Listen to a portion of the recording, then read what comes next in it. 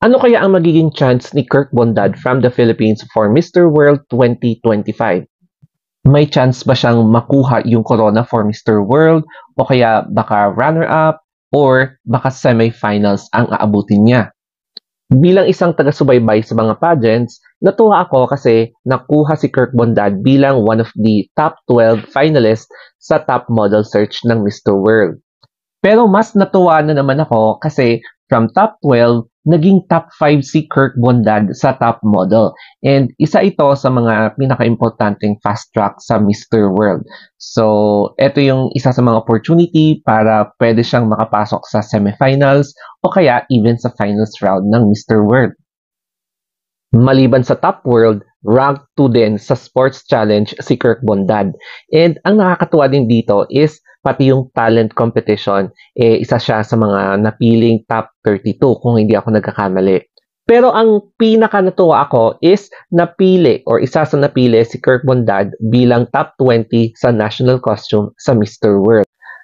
Fun fact about yung national costume ni Kirk Bondad is yung sinuot niya ay isang Igorot warrior noong long time ago. And nakakatuwa kasi proud siya sa heritage niya bilang isang half Igorot, half German. Kasi yung mother niya ay from Mountain Province. And syempre bilang ako na isang Igorot din from Mountain Province and Benguet Province, nakakatuwa kasi rare na magkaroon ng isang representative from the Philippines of an Igorot ethnic origin na proudly representing yung kanyang heritage sa international stage. At meron pang isa, yung Beauty with a Purpose na fast track event ng Mr. World. And mas swerteng napili or isa sa mga napili si Kirk Bondad bilang top 30, one of the top 30 semi-finalists dito sa fast track event na ito. Nagsisilabasan na ngayon yung mga final hot picks sa kanilang bets for Mr. World 2024. And nakakatuwa kasi isinali nila si Philippines as one of their top bets sa Mr. World. Pero yes, alam naman natin na walang kasiguraduhan yung mga hot picks. So, wag masyadong mag-set ng expectation. Pero at least nakaka-flatter kasi they believe na Philippines ay isa sa mga contenders dito sa pageant na to.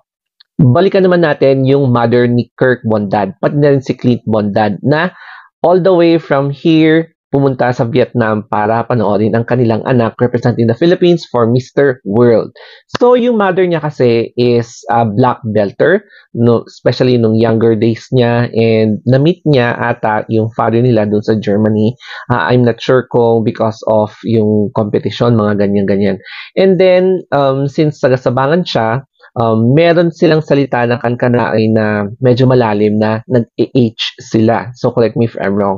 And yes, nakakatuwa kasi my mother is also from Mountain Province, but then sa Bontoc. Bontoc yung base ng mother ko. So, nakakatuwa kasi it is a rare na circumstance na magkakaroon ng Igorot heritage na representative ng Philippines sa isang international competition.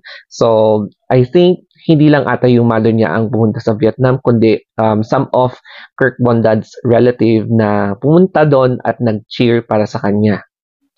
Last time na nagkaroon ng mataas na placement ang Pilipinas sa Mr. World was when Andrew Wolf represented our country noong 2012.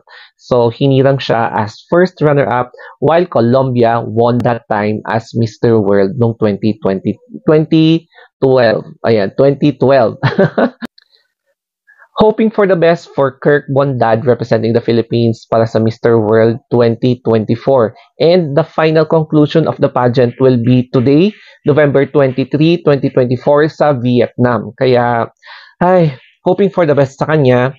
And isa lang, sana wag tayo masyadong mag-expect ng sobra-sobra-sobra kasi kapag hindi na-meet yung expectations natin or hindi na-meet yung outcome, syempre masakit, di ba? Kaya ang tanging magagawa lang natin ngayon is moral support for the Philippines and syempre sana maging positive ang ating placement today. Okay? So, thank you guys. Follow niyo na lang ako sa aking mga social media accounts and that's it. Update na lang later. Okay, so bye-bye guys. Have a nice day and always think positive.